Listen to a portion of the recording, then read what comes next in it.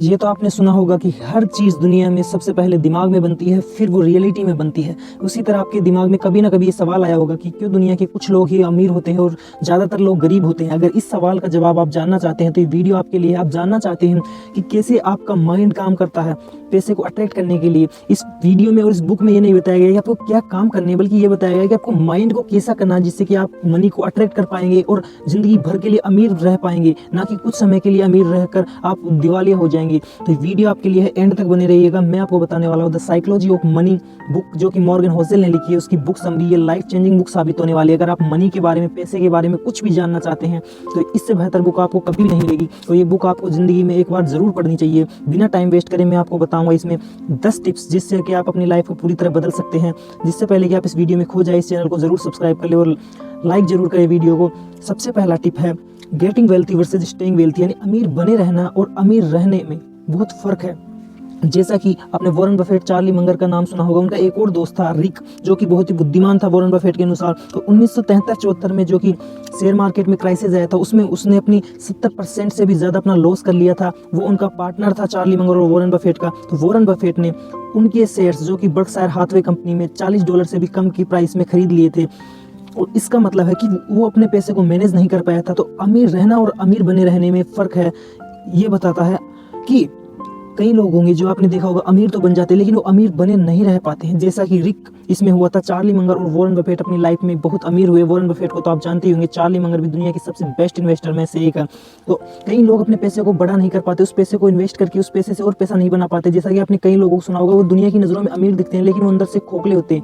जैसा कि नीरव मोदी, विजय माल्या, ये लोग, दुनिया सोचती थी कि ये अमीर है लेकिन वो अमीर बने नहीं रहे बल्कि वो कंगाल हो गए। ऑथर कहते हैं कि आपकी साइकोलॉजी पैसे के प्रति ऐसी होती है कि जब भी हम किसी गाड़ी को देखते हैं, महंगी गाड़ी, लैम्बोर्गिनी, फोर्स, फरारी, तो हम देखते हैं अरे वाह क्या गाड़ी है, बल्कि हम ये नहीं कहते वाह क्या इंसान है, वाह क्या माइंड है, वाह क्या सोच है, वाह क्या काम करता है। बल्कि जब हम किसी महंगे आलीशान घर को देखते हैं तो ये कहते हैं वाह क्या घर है, वाह क्या स्विमिंग पूल है। बल्कि हम ये नहीं देखते कि वाह क्या कर्ज है, कितना लोन है। तो हम उसे बहुत जल्दी जज कर लेते हैं उसके बाहर ही, उसको देखकर कि कितनी महंगी चीज़ है, बल्कि उसके पीछे का वो नहीं देखते कि इसके पीछे रियलिटी क्या है। तो ये हमारी पैसे के प्रति साइकोलॉजी होती है। और हम भी अपनी लाइफ में फिर वैसा ही करते हैं। हम दूसरों को शो ऑफ करने के लिए अपनी लाइफ में वो चीज़ें खरीदते हैं जिनकी हमें ज़रूरत नहीं होती। हमारी कैपेसिटी की ऊपर हम उन चीज़ों को खरीदते हैं। जैसा कि अगर आपके पास 5 लाख का केस है तो आप 15 लाख का लोन लेकर 20 लाख की गाड़ी खरीदेंगे। आपने अपनी प्रेजेंट की सेविंग्स, अपने मनी को बर्बाद कर दिया और आने वाले समय के जो आपके आने वाला समय में जो आपके पास पैसा होगा उसको भी आपने पहले ही उसकी बर्बादी तय कर दी कि उसको जाना कहाँ है। तो इससे हमारी साइकोलॉजी और अमीर लोगों की साइकोलॉजी में फ़र्क होता है कि क्यों कुछ लोग अमीर बनने के बाद भी अमीर नहीं रह पाते हैं। दूसरा लेसन है नोबडी इज़ फूल, यानी कोई भी अपने आप को मूर्ख नहीं समझता। हर इंसान ये समझता है कि दुनिया कैसे काम करती है, उसका अपना अलग बिलीफ होता है। दुनिया में क्या हो रहा है, इससे आपकी इन्वेस्टिंग पर, आपकी सक्सेस पर सिर्फ 0.00001% का इम्पैक्ट होता है कि आप क्या डिसीजन लेने वाले हैं। बल्कि आप क्या सोचते हैं पैसे के बारे में, आपके हिसाब से दुनिया कैसे चलती है, उसका इम्पैक्ट आपके डिसीजंस पर 80% होता है। जैसा कि आपका परिवार कौन सा, आप किस देश में पैदा हुए, किस जगह पर पैदा हुए, वो आपके साइकोलॉजी को असर करते हैं। आपके पैसे के प्रति आपकी साइकोलॉजी कैसा होगा, आपकी इन्वेस्टिंग के प्रति आपकी साइकोलॉजी कैसी होगी। जैसा अमेरिका में लोअर इनकम वाले जो आदमी थे, उनमें से $400 हर साल वो खर्च कर देते थे लॉटरी की टिकट पर, यानी हमारे इंडियन करेंसी में लगभग 30,000 रुपये के लगभग। और वहीं जो अगर उन्हें कभी इमरजेंसी आई तो $400 मैनेज नहीं कर सकते अपनी लाइफ में, अगर उन्हें अपनी लाइफ में कुछ इमरजेंसी आई। और वही जो अमीर तबके के लोग थे, हायर क्लास के लोग थे, उनसे ये अमाउंट 4 गुना था, यानी 4 गुना ज़्यादा वो इन्वेस्ट अपना लॉटरी में करते थे। तो क्या आप समझते हैं कि वो अपने आप को मूर्ख समझते हैं? नहीं, वो अपने आप को मूर्ख नहीं समझते, बल्कि वो बहाना बना लेंगे कि उन्हें किस कारण की वजह से वो लॉटरी में इन्वेस्ट कर रहे हैं और उनका चांस है कि वो अमीर बन जाएंगे। तो पैसे के प्रति ये दूसरी साइकोलॉजी है कि कोई भी अपने आप को मूर्ख नहीं समझता है, बल्कि उसका अपना अलग बिलीफ होता है कि दुनिया कैसे काम करती है। तीसरा टिप है कंपाउंडिंग इफेक्ट। कंपाउंडिंग इफेक्ट के बारे में ऑथर मॉर्गन होसेल बताते हैं कि कंपाउंडिंग इफेक्ट की वजह से ही वॉरेन बफेट की जो संपत्ति थी 2018 के अनुसार $84.5 बिलियन की थी, तो उनकी जो संपत्ति $81.5 बिलियन आई वो उनके 65वें बर्थडे के बाद आई। तो कंपाउंडिंग इफेक्ट जो काम करता है वो आपके लॉन्ग टर्म में काम करता है और वो जे कर्व में काम करता है। वो आपको अमेजिंग और सरप्राइजिंग रिजल्ट देगा लॉन्ग टर्म में। जैसा कि वॉरेन बफेट ऐसे इंसान थे जिन्होंने लॉन्ग टर्म में, यानी 10 साल से उन्होंने निवेश शुरू किए। 30 साल की उम्र में उनके पास $1 मिलियन हो चुके थे। नॉर्मल इंसान वहाँ पर रिटायर हो सकता था, रुक सकता था, लेकिन उन्होंने अपनी इन्वेस्टिंग को रोका नहीं। और आज जबकि वो 90+ के हो गए हैं, तब भी वो आज भी अपना उतना ही इन्वेस्ट और उतना ही फोकस करते हैं। जैसा कि अल्बर्ट आइंस्टाइन ने भी कहा था, the compound effect is the eighth wonder of the world, यानी कंपाउंड इफेक्ट दुनिया का 8वां अजूबा है। कंपाउंड इफेक्ट एक बुक भी है, डेरन हार्डी के द्वारा लिखी गई है, वो मैं आपको लिंक डिस्क्रिप्शन में दे दूंगा, आप उसका पूरा वीडियो देख सकते हैं, लाइफ चेंजिंग बुक साबित होने वाली। चौथा है लक एंड रिस्क, यानी लक और रिस्क आपकी लाइफ में बहुत ज़्यादा इम्पेक्ट करते हैं, आपकी मनी के ऊपर, आपकी सक्सेस, आपके फेलियर में। जैसा कि बिल गेट्स जो बहुत लकी थे उस समय में, जब वो पढ़ते थे तो अमेरिका में लगभग 18 मिलियन बच्चे पढ़ते थे और पूरी दुनिया में 303 मिलियन बच्चे पढ़ते थे।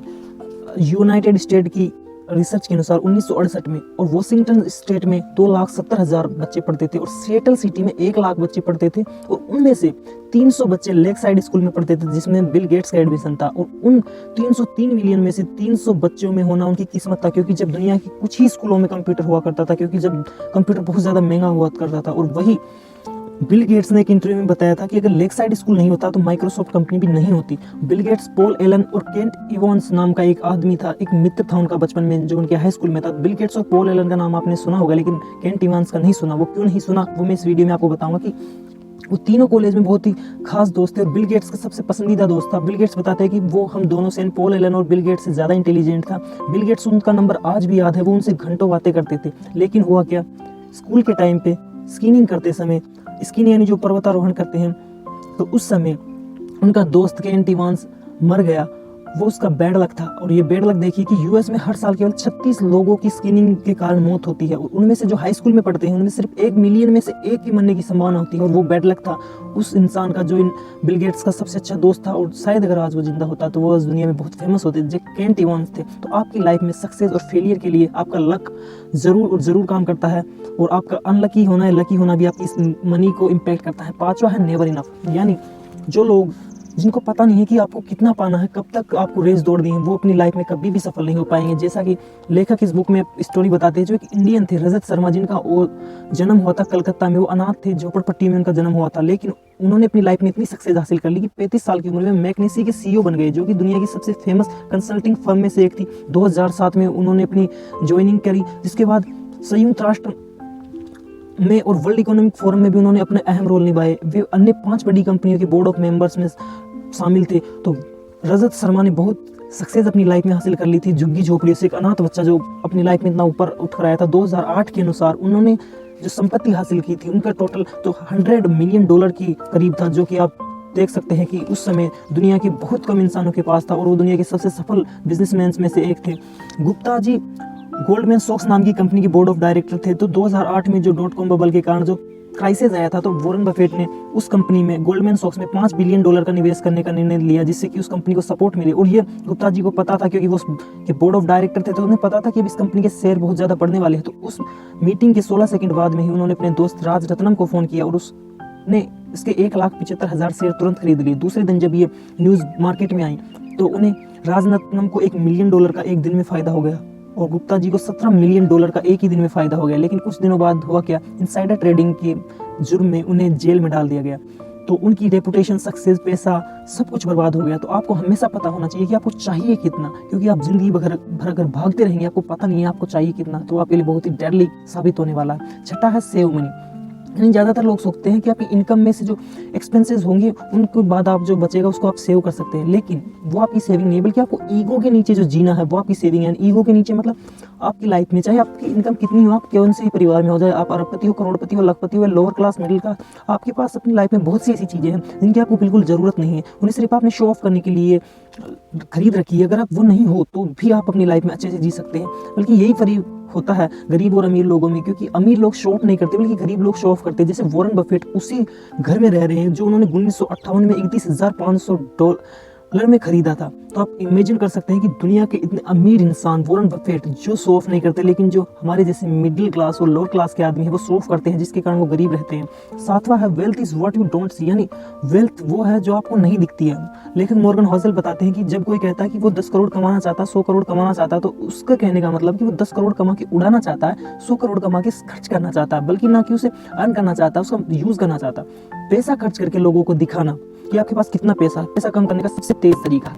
रोजर नाम का एक व्यक्ति था जो कि अपनी महंगी पोर्स गाड़ी लेकर रोज आता था। तो एक दिन वो होंडा गाड़ी में है, तो लेखक ने जब उससे पूछा कि आपकी पोर्स कहाँ गई, तो उन्होंने बिना शर्माए और बिना शर्म के कहा कि उसे कंपनी वाले उठा कर ले गए क्योंकि मैं उसका लोन नहीं चुका पाया। तो इस दुनिया में बहुत लोग हैं जो सिर्फ शो ऑफ करने के लिए, यानी अपने आप को दिखाने के लिए कि वो अमीर है, तो वो आपकी संपत्ति नहीं है जो आपको दिखती है। मार्क जुकरबर्ग जैसे महान इंसान, इतने अमीर इंसान के पास 20 टी शर्ट है ग्रे कलर की, जिनको वो बार बार रिपीट करके पहनते हैं, क्योंकि उनके पास समय नहीं होता कि कौन सा चूज करना कौन सा नहीं करना। वो शो ऑफ नहीं करते हैं, उन्हें दिखाना नहीं होता। और उनकी जो 20 एक जैसी टी शर्ट होती है, लोग सोचते हैं कि सेम सेम कपड़े रोजाना पहनते हैं, उनका वैल्यू लगभग $400 के करीब है। तो आप देख सकते हैं कि आपका वेल्थ वो नहीं है जो आप दिखाते हैं, बल्कि वो आपका वेल्थ वो है जो आप नहीं दिखाते हैं। जो आप 8वां पॉइंट है, यू विल चेंज, यानी लॉन्ग टर्म में जो आप योजनाएं बनाते हैं जितनी आसान प्रतीत होती है उससे अधिक वो कठिन होती है, क्योंकि समय के साथ लोगों के लक्ष्य और कामनाएं बदल जाती हैं। आज कहीं ऐसी चीजें होंगी जिससे कि आप 10 साल पहले बहुत ज्यादा वैल्यू करते थे, लेकिन अब वो आज आपके लिए वैल्यूएबल नहीं है। आपके वातावरण, आपके फ्रेंड सर्कल, आपकी कम्युनिटी के हिसाब से आपकी सोच बदलती रहती है। जैसे कि बचपन में आदमी की इच्छा होती है कि साइकिल, फिर टीनेज में वो मोटरसाइकिल, फिर कार, फिर बड़ा हाउस, बुढ़ापे में वो शांति चाहता है। इसलिए आपके पैसे के प्रति भी आपकी साइकोलॉजी आपकी एज के हिसाब से, आपके सर्कमटेंस के हिसाब से बदलती रहती है। 9वां पॉइंट है कन्फेशन। स्कॉट सोगन जो कि स्टैनफोर्ड यूनिवर्सिटी के प्रोफेसर थे, उन्होंने कहा था कि हर व्यक्ति जो इकोनॉमी और निवेश को ध्यान रखता है उसे अपनी दीवार पे ये टांग लेना चाहिए कि जो चीजें पहले कभी नहीं हुई वो हमेशा होती रहती है। इसे मैं आपको समझाऊंगा कि जरूरी नहीं है कि जो पहले नहीं हुआ वो अब भी नहीं होगा।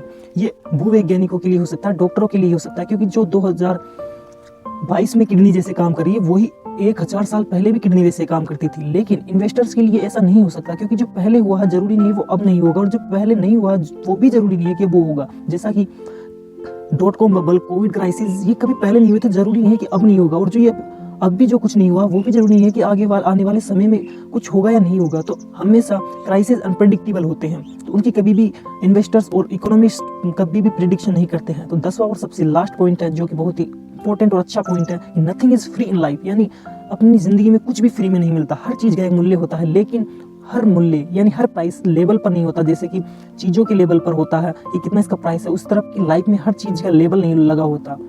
हर काम तब तक आसान नजर आता है जब तक आप उसे कर ना ले। जैसा कि डाउ जोन्स, जैसे हमारे देश में सेंसेक्स और निफ्टी है शेयर मार्केट में, वैसे अमेरिका में डाउ जोन्स होता है। तो 1968 से और 2018 के बीच में लगभग 119 गुना बढ़ा था। बहुत से लोग कहते हैं कि शेयर मार्केट में लॉन्ग टर्म में निवेश करना आसान होता है, लेकिन कहना आसान है, लेकिन जब क्राइसिस बीच में आते हैं तो आपको इमोशंस को, आपके फियर को, आपको एंगर को, आपको लालच को कंट्रोल कर पाना आपको बहुत मुश्किल होता है। तो कब बहुत इजी नहीं होता वो चीज़ें, आपको उनके लिए नॉलेज लेनी होती है। जब आप इन्वेस्ट करते हैं तो आप दूसरों की टिप पर नहीं चल पाते हैं, यानी अगर आप दूसरों की टिप पर चलेंगे तो आप जरूर लॉस खाएंगे। तो कभी भी लाइफ में कुछ भी फ्री नहीं होता, आपको उसके लिए सीखना पड़ता है, आपको उसके लिए सेक्रीफाइसेस करने पड़ते हैं, आपकी कंफर्ट जोन से बाहर निकलना पड़ता है, आपकी नींद को, आपके फ्रेंड सर्कल को, आपकी पार्टीज को, इनको सेक्रीफाइसेस करना होता है। जैसा कि वॉरेन बफेट जो दुनिया के महान इन्वेस्टर, वो कहते हैं the more you learn the more you earn, यानी जितना ज़्यादा आप सीखोगे उतना ज़्यादा आप कमाओगे। तो कोई भी चीज़ आपकी लाइफ में फ्री में नहीं होगी। तो अगर आप भी अपनी लाइफ में सीखना चाहते हैं, वॉरेन बफेट, बिल गेट्स जैसे इंसान किताबें पढ़ते हैं, सीखते रहते हैं आज भी अपनी लाइफ में, तो अगर आप भी अपनी लाइफ में बेहतर बनना चाहते हैं तो हमारे चैनल को जरूर सब्सक्राइब करें। ये चैनल आपके टाइम पास का चैनल नहीं है, लेकिन आपकी लाइफ को बेटर बनाएगा। ये आपके लिए बहुत ही लाइफ चेंजिंग साबित होने वाला। आपने कई ऐसे चैनल सब्सक्राइब कर रखे हैं जिनके आपकी लाइफ में कोई यूज़ नहीं है, लेकिन ये चैनल आपकी लाइफ को बदल देगा, और ये आपके लिए जब भी इसका बेल नोटिफिकेशन आएगा आपके लिए लाइफ चेंजिंग साबित होगा। हम इस देश को मजबूती देना चाहते हैं, इस देश को, हमारे भारत देश को भी दूसरे देशों की तरह सशक्त बनाना चाहते हैं। तो हमारी इस मुहिम में मदद कीजिए ताकि हमारे देश के लोग भी सक्सेस हासिल कर सके और ज़्यादा मोटिवेट हो सके, ज़्यादा बिजनेस कर सके। जय हिंद, जय भारत। नेक्स्ट वीडियो में मिलते हैं। इस वीडियो में कमेंट करके बताइए कि आपको वीडियो कैसा लगा और किस नेक्स्ट टॉपिक पर आप ये वीडियो चाहते हैं। The psychology of money book, जिसे आपको जरूर पढ़ना चाहिए। मैंने इसका लिंक डिस्क्रिप्शन में दिया है, हिंदी व इंग्लिश दोनों में ये बुक अमेजन पर मौजूद है। Thank you very much.